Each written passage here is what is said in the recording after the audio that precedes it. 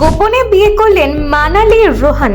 কি এমন হলো পুরো ব্যাপার জানুন ভিডিওতে। দুজনেই টলি পাড়ার অতি পরিচিত মুখ, একজন বিবাহিত আর একজন চুটিয়ে প্রেম করছেন আর এক নায়িকার সঙ্গে। কিন্তু হঠাৎ করেই সোশ্যাল দুনিয়ায় হইচই, বিয়ে করে নিলেন মানালি দে এবং রোহন ভট্টাচার্য।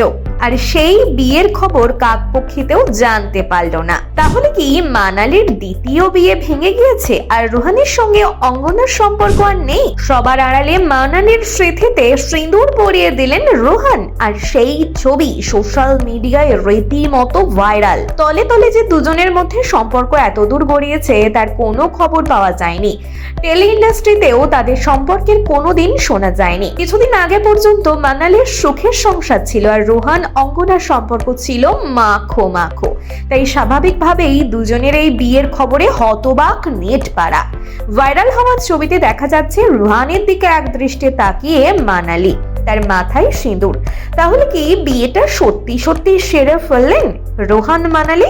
না না, আসলে এইসব কিছুই ঘটেনি, পুরোটাই হয়েছে কাজের সূত্রে।